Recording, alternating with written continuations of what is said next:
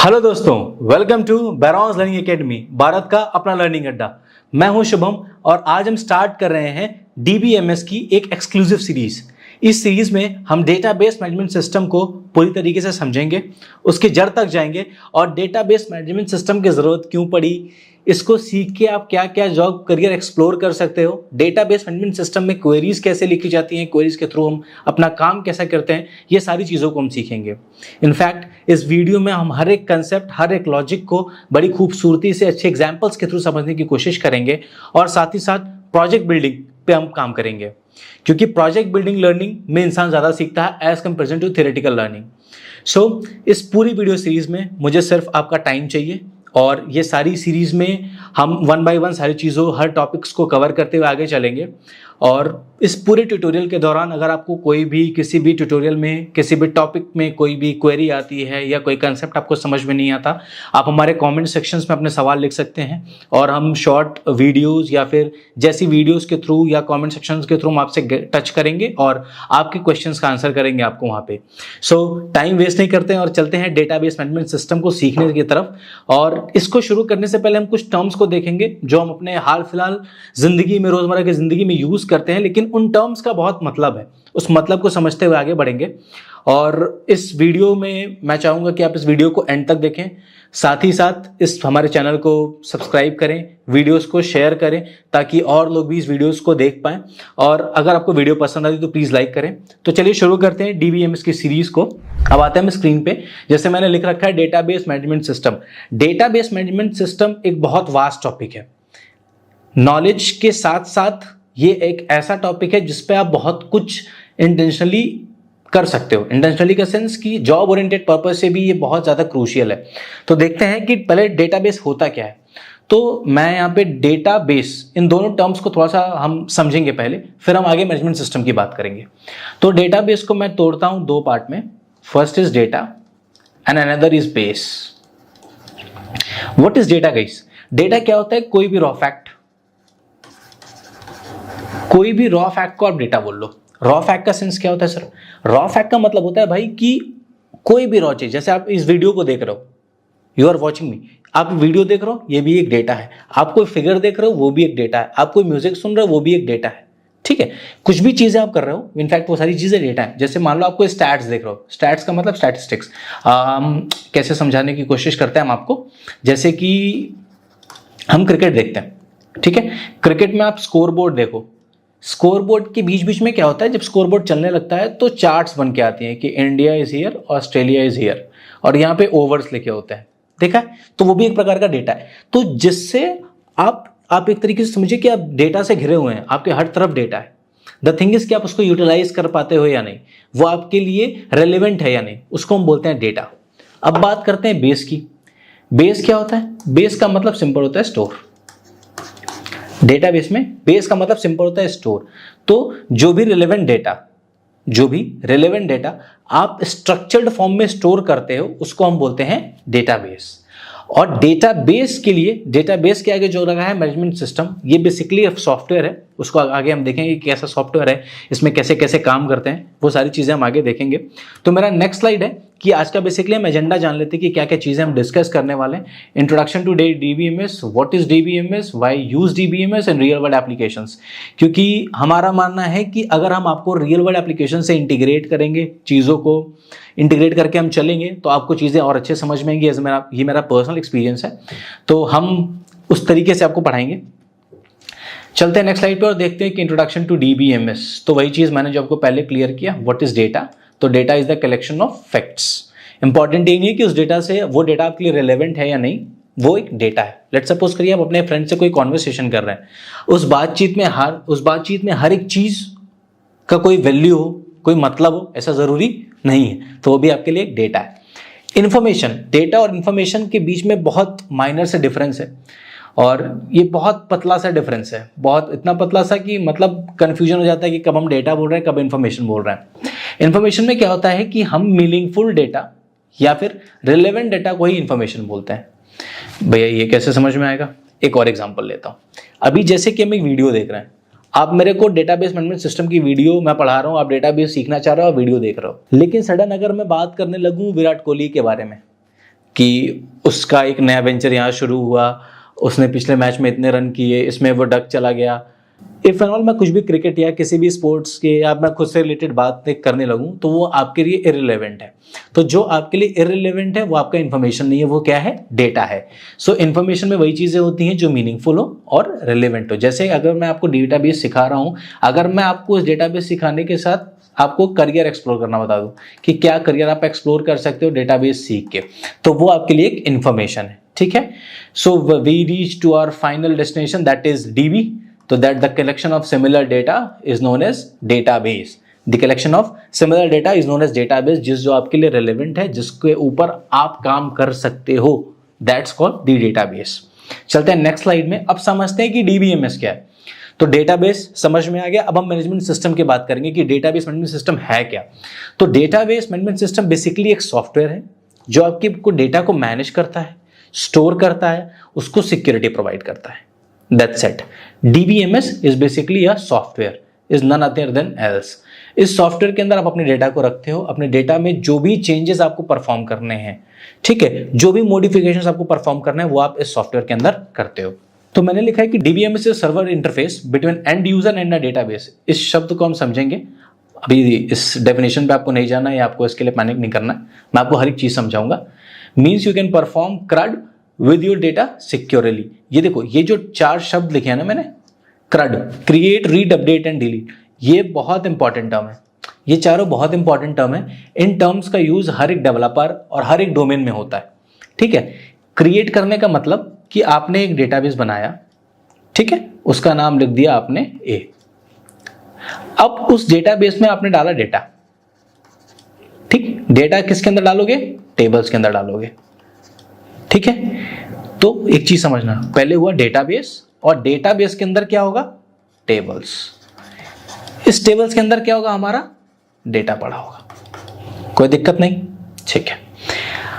अगर मान लो आपने एक टेबल बनाया, जैसे हम यहाँ एक टेबल बनाते हैं, आपने एक टेबल बनाया, इसमें कुछ रोज हैं और आपने इसको बनाया, क्रिकेट नाम का एक टेबल है, क्रिकेट नाम का, ठीक। कुछ स्पेलिंग का होगा भाई, थोड़ा बहुत तो देख लेना इतना वैसा होने की जरूरत तो नहीं है, मतलब आप इतने ध्यान मत देना, मेरे को ये कहना चाह रहा हूँ मैं। आपने बनाया कुछ ऐसा, और ड्राइंग भी मेरी बहुत खराब है और मैं आपको कंटेंट डिलीवरी कर रहा हूँ, तो कंटेंट पे जाना, हम आगे चलते चलते चीज़ें ठीक कर लेंगे, कोई दिक्कत नहीं है। तो जैसे मान लो अगर आपके इस टेबल में रोहित शर्मा का डेटा है, ठीक, और ये जो टेबल आपने बनाई है वो T20 की टेबल है। आप सबको पता होगा कि हमारे जो कैप्टन है वो वर्ल्ड कप अब जीतने के बाद से रोहित शर्मा ने रिटायर्ड कर दिया है T20 को, वो T20 इंटरनेशनल्स अब नहीं खेलेंगे। तो ये डेटा आपके लिए कुछ टाइम के लिए रेलेवेंट होगा, ठीक है, कुछ टाइम के लिए रेलेवेंट होगा, लेकिन बहुत लंबे टाइम के लिए रेलेवेंट नहीं होगा। तो उसमें अगर कोई मॉडिफिकेशंस करने हैं आपको, जैसे मान लीजिए रोहित साहब का पिछला मैच का स्कोर 150 था, ठीक है, इसमें उन्होंने 250 मार दिए, तो अब इस 150 को 250 बनाने के लिए आप क्या करोगे? अपडेट करोगे। समझ में आ गया? और अब T20 से बहुत ताल्लुकात नहीं रोहित शर्मा का, तो अब इस डेटा को रख के अपने डेटाबेस में एक डेटा क्यों ही रखना, तो उसके लिए आप डिलीट कर दोगे। मतलब कहने का सेंस क्या है कि आपको डेटा रखना है पहले, तो आपको डेटाबेस बनाना पड़ेगा, आपको डेटा उसमें रखना पड़ेगा, तब आप डेटा को देख पाओगे कि आपके पास क्या क्या डेटा है। उस डेटा में कोई भी चेंज, कोई भी मॉडिफिकेशन करना है तो आप उस डेटा के अंदर अपडेट कर सकते हो। और अगर उस डेटा से आपका कोई वास्ता नहीं है, उस डेटा को आपको हटाना है, वो आपके लिए इररिलेवेंट है, तो उसको आप डिलीट करोगे। ये सिंपल फंडा है CRUD का, जो हर डोमेन में अप्लाई होता है। अब हम देखते हैं क्यों DBMS हमें यूज करना चाहिए। द थिंग इज कि यूज करके क्या मिलेगा। जब DBMS नहीं था तो क्या काम नहीं होते थे, तब डेटा नहीं हमारा सिक्योर था, या तब हमारा पास जो हमारा डेटा था वो कैसे शेयर होता था। बात करते हैं इसके बारे में। देखिए, DBMS से पहले हमारा जो डेटा शेयरिंग का काम होता था, जो फाइल शेयरिंग का काम होता था, वो फाइल शेयरिंग से होता, फाइल एलोकेशन बोलते थे हम उसको, लेकिन मैं आपको यहाँ फाइल शेयरिंग करके समझाता हूँ। ठीक है, फाइल शेयरिंग के कंसेप्ट से हमारा डेटा काम करता था। तो होता क्या था, जैसे मान लीजिए मैंने आपको एक डेटा भेजा और हमारे पास 2 ड्राइव्स हैं, ड्राइव A और ड्राइव B, ठीक। मैंने आपको 200 फाइल्स भेजी और मैंने बोला भाई ये 200 फाइल्स तू अपने पास रख, मैं जब मांगूंगा इसके अंदर का जो भी डेटा मेरे को ऐसा ही चाहिए। मैंने 200 फाइल्स तुम्हें भेजी, तुमने क्या किया, कुछ फाइल A में डाला और कुछ फाइल B में डाला। 101% चांस हो सकता है या 99% चांस हो सकता है कि इनको पेस्ट करने में कुछ स्पेस जा रहा होगा। जो स्पेस जा रहा होगा तो उसमें डुप्लीकेसी भी हो सकती है डेटा की। डेटा डुप्लीकेसी होने के साथ साथ किसी वजह से अगर आपके सिस्टम में कोई इंटरनल ग्लिच आ जाती है तो ये फाइल्स डिलीट भी हो सकती हैं, तो इसके अंदर का डेटा चला जाएगा। अनदर थिंग कि ये करप्ट भी हो सकती हैं, तो डेटा कैसे लाएंगे? तो ये सारी चीज़ों को देखते हुए DBMS का इजाद करना पड़ा। ठीक है, DBMS जब इजाद हुआ तो इसने पहली चीज़ क्या की कि जो भी डेटा डुप्लीकेसी होती थी, मैंने पहला पॉइंट लिखा है डेटा रिडंडेंसी। रिडंडेंसी का सेंस रिड्यूस मतलब कम करना। तो जो भी डुप्लीकेशन ऑफ डेटा होते थे, जैसे मान लीजिए एक टेबल है आपके पास, उसमें राम नाम का एक डेटा है, ये नेम है, और एक ईमेल ID abc@gmail.com। ठीक, ये सेम डेटा अगर 2 बार हो गया, 3 बार हो गया, तो इसके क्या होगा? डेटा डुप्लीकेट होने लगे। ठीक है, तो इससे ओवरकम करता है हमारा DBMS। वो आपको बता देगा कि भैया आपका फला डेटा है, ये आपके टेबल में ऑलरेडी एग्जिस्ट कर रहा है, लेकिन अब यहाँ देखो डुप्लीकेट हो रहा है, तो आप इसको मैनेज कर सकते हो। दूसरी है डेटा इंटीग्रिटी। इंटीग्रिटी का मतलब क्या होता है कि जो भी डेटा आप रख रहे हो, वो डेटा एक्यूरेट और कंसिस्टेंट है या नहीं। जैसे कि मान लो आपके पास एक टेबल है, ठीक, इस टेबल में आपने 10 डेटा डाला, और अगर काउंटिंग 1 2 3 4 5 स्किप होके 6 7 से शुरू हो गई, तो आपका डेटा क्या हो गया? इनकंसिस्टेंट हो गया। ठीक, या जो डेटा टाइप्स है, हम आगे डिस्कस करेंगे डेटा टाइप्स कैसे हम क्रिएट करते हैं, कैसे सॉफ्टवेयर इंस्टॉलेशन, ये सारी चीजें हम डिस्कस करेंगे। बट कंसिस्टेंसी ऑफ डेटा का मतलब होता है कि डेटा एक ही फॉर्मेट में क्लियर होना चाहिए, जिसको आप देख के समझ पाओ। ठीक है, इनकंसिस्टेंसी नहीं आनी चाहिए। And the very last thing, features तो और ही हैं, लेकिन हमने सिर्फ मेनली 3 फीचर्स रखे हैं। ये 3 फीचर्स बहुत ज़रूरी होते हैं। तो तीसरा जो हमारा पॉइंट है वो है डेटा सिक्योरिटी का। देखिए आपके पास अगर मान लीजिए 10,000 डेटा है, ठीक, इस 10,000 डेटा में से अगर आपका ये डेटा मैं भी एक्सेस कर पा रहा हूँ, कोई और भी एक्सेस कर पा रहा है, तो इस डेटा का कोई मतलब नहीं हुआ। मतलब तो है डेटा का, लेकिन ये डेटा ओपन डेटा हो गया क्योंकि हर कोई इसे एक्सेस कर पा रहा है। बट अगर आप इसमें एक पासवर्ड डाल दो, ठीक, अगर आप इसमें एक पासवर्ड डाल दो, तो आप जिसको ये पासवर्ड शेयर करोगे वही एक्सेस कर पाएगा, पहली चीज। दूसरी चीज, जो भी डेटा है उस डेटा का यूज आप किस सेंस में कर रहे हो और आपने जिसको दिया है वो किस सेंस में कर रहा है, वो दो अलग अलग चीजें हो जाती हैं। तो डेटा सिक्योरिटी का मतलब कि कोई थर्ड पार्टी या कोई अदर बंदा इसको एक्सेस नहीं कर पाएगा। जब हम डेटाबेस क्रिएट करते हैं तो जो हमारा बेसिकली DBMS होता है, इस सॉफ्टवेयर के अंदर हम पासवर्ड और यूजर नेम 2 चीजें हम सेट करते हैं, और जब हमारा यूजर नेम और पासवर्ड एक्सेस होता है तो ये हमारा DBMS या फिर हमारा डेटाबेस को एक्सेस कर पाए। तो ये फायदे होते हैं हमारे DBMS यूज करके। अब कुछ रियल वर्ल्ड एप्लीकेशंस हम यहाँ डिस्कस करेंगे कि डेटाबेस का रियल वर्ल्ड सिनेरियो में क्या यूज है। तो देखिए स्क्रीन पे हम देखते हैं कि मैंने पहला एग्जांपल मेंशन किया ई-कॉमर्स वेबसाइट का। तो यहाँ पे एक जस्ट एक एग्जांपल लेते हैं हम, जैसे कि बहुत पॉपुलर ई-कॉमर्स साइट अमेजन की, ठीक है, आप सब ऑनलाइन से इस अमेजन प्लेटफॉर्म से ऑनलाइन शॉपिंग करते होंगे। तो ये कैसे मैनेज करता है चीज़ों को, आइए देखते हैं। आप एक यूज़र हो, ये रहा आपका डेटाबेस, आपका नहीं, अमेजन का डेटाबेस, ठीक है, और ये रहा एक शॉपकीपर जो यहाँ रजिस्टर्ड है, ठीक। जैसे मान लीजिए आपका एक दोस्त है, ठीक है, आप उसको, वो आप एक यूजर है, आपकी खुद की शॉप है और उस शॉप में आप क्रिकेट बैट सेल करते हो, ठीक है। तो आपको अगर ऑनलाइन सेल करना है अमेजन प्लेटफॉर्म के ऊपर, तो आपको पहले एज अ वेंडर वहां रजिस्टर होना पड़ेगा, पहली चीज। तो आपने रजिस्टर कर दिया अमेजन के ऊपर, तो आपका डेटा कहाँ गया? इस डेटा बेस में। तो मान लीजिए आपका नाम ए है, तो ए साहब यहाँ रजिस्टर हो गए शॉपकीपर के पर्सपेक्टिव से, ठीक है। अब आपका दोस्त एक यूजर है, तो वो आता है अपने आप को फिर रजिस्टर करता है और उसका नाम है बी। तो ए हमारा कौन है? शॉपकीपर, और बी कौन है? यूजर। और ये सब मैनेज कहाँ हो रहा है? अमेजोन के डेटाबेस में, ठीक है। अब उसने क्या किया कि उसने ऑर्डर प्लेस किया, आप यूजर हो तो ऑर्डर प्लेस करोगे, ठीक है। तो ऑर्डर प्लेस किया, ऑर्डर प्लेस करने के बाद उसको एक ऑर्डर आईडी मिल गई। उसके बाद उसने मोड चूज किया कि पेमेंट मोड क्या है, कि भैया COD जा रहे हो या UPI जा रहे हो या कार्ड जा रहे हो, उसने पेमेंट का मोड चूज कर लिया। देन ट्रैकिंग स्टेटस आ गया, ठीक है, और फाइनली आपका जो प्रोडक्ट है वो डिलीवर्ड हो गया। ठीक, तो ये जितनी प्रोसेस है, ये जितना साइकिल परफॉर्म कर रहा है अमेजन एक प्रोडक्ट को रजिस्टर करने से एक प्रोडक्ट को सप्लाई करने तक, ये सारी चीजें एक डेटाबेस में स्टोर हो रही हैं। ठीक है, आपके पास एक नोटिफिकेशन जो आ रहे हैं वो सारे इन डेटाबेस के हेल्प से ही आ रहे हैं। ठीक है, तो डेटाबेस का एक क्रूशियल रोल आपको मैंने ये समझा दिया। इसीलिए मैं बोलता हूं कि जो बड़ी बड़ी एमएनसीज होती हैं उन सारी एमएनसीज में या फिर जो भी हैं कंपनीज होती हैं, उन सब में डेटाबेस एडमिनिस्ट्रेटर की ज़रूरत पड़ती है, डेटा इंजीनियर की ज़रूरत पड़ती है, डेटा एनालिस्ट की ज़रूरत पड़ती है, जो सारे डेटास को क्लियर करके यूजफुल डेटा देता है कंपनीज के लिए। ठीक है, अब हम आते हैं बैंकिंग सिस्टम। बहुत पॉपुलर सिस्टम है ये। ठीक है, आजकल तो हम लोग कैशलेस चलते हैं, सारे लोग यूपीआई और ऑनलाइन पेमेंट मोड हम बेसिकली यूज़ कर रहे हैं आज के टाइम पे। तो आप अपने गूगल पे या फ़ोन पे या पेटीएम के हिस्ट्री में जाओ तो आपका ₹1 से लेके एक्स अमाउंट जो भी होता है उन सब की ट्रांजैक्शन हिस्ट्रीज सब कुछ देता है। इनफैक्ट आपका जो बैंक है, ठीक है, आपने कब कौन सा पैसा निकाला, कितना डेबिट किया, कितना क्रेडिट किया, सब कुछ टाइम स्लॉट के साथ ये बैंक आपको दे पा रहे हैं। ये कैसे दे पा रहे हैं?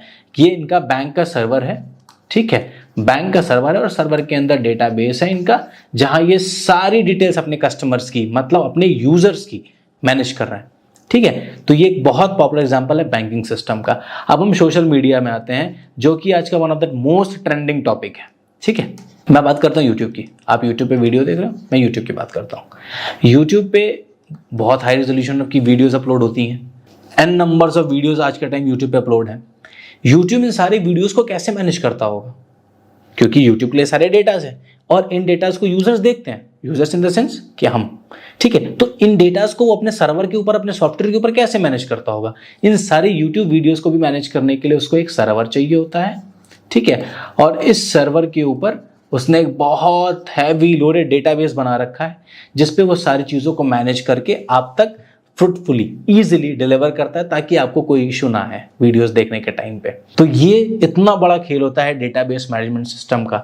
अब मुझे लगता है कि आपको ये रियल वर्ल्ड एप्लीकेशन समझ के ये समझ में आ रहा होगा कि डेटाबेस का रोल कितना बड़ा है। तो डेटाबेस मैनेजमेंट सिस्टम एक बहुत वास्ट टॉपिक है। आज ये सिर्फ इंट्रोडक्शन सेशन है, कल से हम इसके टाइप्स क्यों हमें सीखना है और इसके टाइप्स कितने हैं, कमांड कौन से हैं, कैसे हम क्वेरी बनाएंगे, कौन सा सॉफ्टवेयर हम यूज़ करेंगे, आगे आने वाले ट्यूटोरियल्स में करेंगे। बहुत बिंदास टाइम लेके करना है और हर एक चीज़ को, कंसेप्ट को क्लियर होके जाना है। तो आज की वीडियो में सब इतना ही था मेरे एंड से। लेकिन जाने से पहले थोड़ा सा मैं करियर पे बात करना चाहूँगा कि करियर आप क्या बना सकते हो इस पर। ठीक है, तो हम करियर सेक्शन पे आते हैं। थोड़ा सा मैं बहुत टाइम नहीं लूँगा आपका, क्योंकि अगर आप कोई नई चीज़ सीख रहे हो और अगर आप ये नहीं जानोगे कि उस चीज़ को सीख के मुझे क्या फ़ायदा है। लेट्स सपोज करो अगर आपको डेटाबेस पढ़ा रहा हूँ, अगर आप ये ना समझ पाओ कि डेटाबेस मैनेजमेंट सिस्टम सीख के मैं क्या क्या जॉब एक्सप्लोर कर सकता हूँ, क्या पैकेज लग सकती है मेरी, तो फिर सीखने का कोई मतलब नहीं है। तो आते हैं, देखिए हर कंपनी को आज के टाइम पे डेटाबेस एडमिनिस्ट्रेटर चाहिए, पहली पोस्ट। दूसरी पोस्ट डेटा इंजीनियर चाहिए। तीसरी डेटा एनालिस्ट चाहिए। ये मेनली तीन की बात कर रहा हूं मैं। इनके फ्रेशर की जो सैलरी है ना, वो 3.5 LPA प्लस है दोस्त। और आपको सिर्फ क्या सीखना है? SQL, जो हम आगे इस सीरीज में देखेंगे। SQL, एक दो टूल्स और आते हैं जैसे कि पावर BI, और पावर BI के साथ साथ टैबलो वगैरह आते हैं, वो आपको सीखना है बस। आप इससे अधिक ले जाओगे। तो मार्केट में इसके डिमांड बहुत है, क्योंकि हर कंपनी के पास बहुत सारे डेटा हैं, लेकिन उन डेटा में से वैल्यूएबल डेटा कौन सा है जिन पे वो कंपनीज काम करके सेल्स ले सकती हैं, उन सब के लिए डेटाबेस एडमिनिस्ट्रेटर या डेटा इंजीनियर या डेटा एनालिस्ट की ज़रूरत कंपनीज को पड़ती है। तो ये वीडियोस का था हमारी तरफ से। हम और भी वीडियोस में जुड़ेंगे आपके साथ। आप हमारे चैनल को सब्सक्राइब कर लीजिए ताकि नोटिफिकेशंस आपको टाइम से मिलते रहें। दूसरी चीज़ कि अगर आपको करियर के रिगार्डिंग कोई भी काउंसलिंग चाहिए तो we are providing it totally free for you all guys.